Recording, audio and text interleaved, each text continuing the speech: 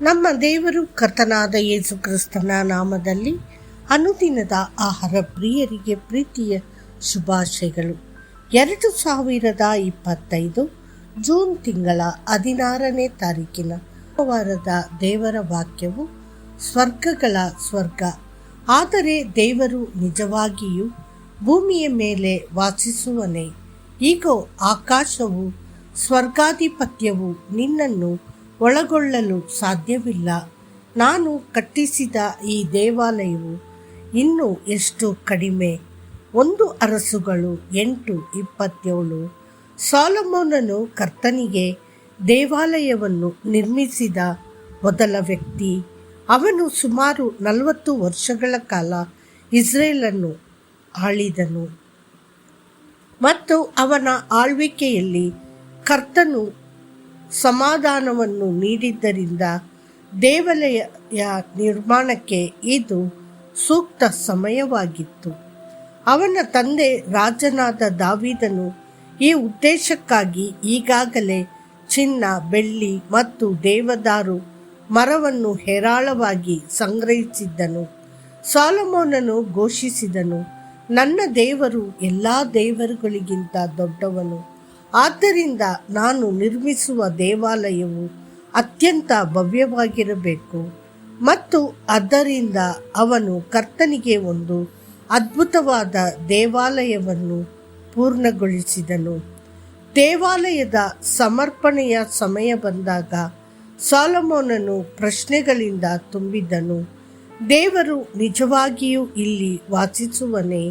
ಈ ದೇವಾಲಯವನ್ನು ತನ್ನ ಸಾನ್ನಿಧ್ಯದಿಂದ ತುಂಬುವನೇ? ಆತನ ಮಹಿಮೆಯು ಇಲ್ಲಿ ಪ್ರಕಟವಾಗುವುದೇ?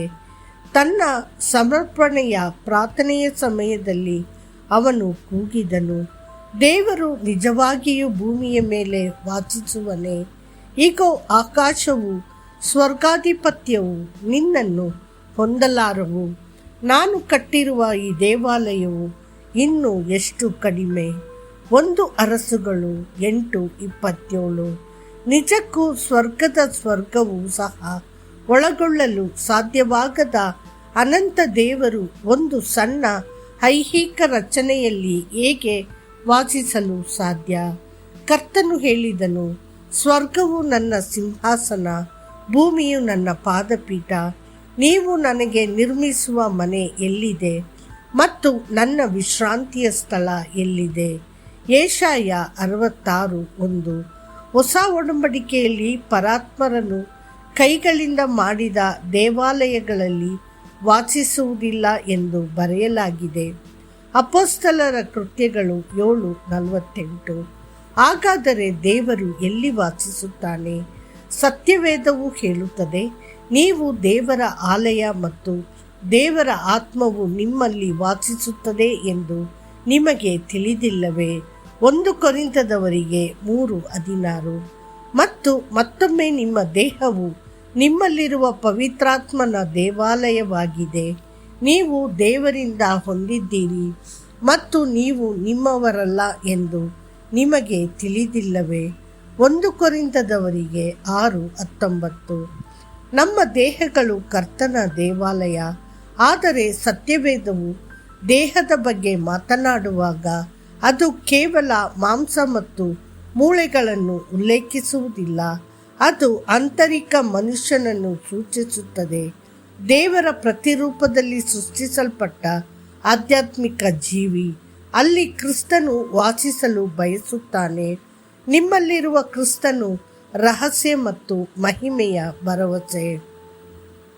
ದೇವರ ಪ್ರಿಯ ಮಕ್ಕಳೇ, ಇಸ್ರಾಯೇಲಿನ ಮಹಿಮೆಯುಳ್ಳವನು ನಿಮ್ಮೊಳಗೆ ವಾಸಿಸುತ್ತಿರುವುದರಿಂದ ನೀವು ಸಾಮಾನ್ಯರಲ್ಲ.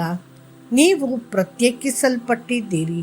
ಕರ್ತನಿಗಾಗಿ ದೊಡ್ಡ ಮತ್ತು ಅದ್ಭುತವಾದ ಕೆಲಸಗಳನ್ನು ಮಾಡಲು ನೀವು ಆರಿಸಲ್ಪಟ್ಟಿದ್ದೀರಿ. ಮತ್ತಷ್ಟು ಹೆಚ್ಚಿನ ಧ್ಯಾನಕ್ಕಾಗಿ ಆತನು ಮಹಿಮೆಗಾಗಿ ಮುಂದಾಗಿಯೇ ಸಿದ್ಧಪಡಿಸಿದ ಕರುಣಾಪಾತ್ರರ ಮೇಲೆ ತನ್ನ ಮಹಿಮೆಯ ಐಶ್ವರ್ಯವನ್ನು ಪ್ರಕಟಿಸುವಂತೆ. ರೋಮಾಪುರದವರಿಗೆ 9:23. ಕರ್ತನು ಆಶೀರ್ವದಿಸಲಿ. ಆಮೇನ್.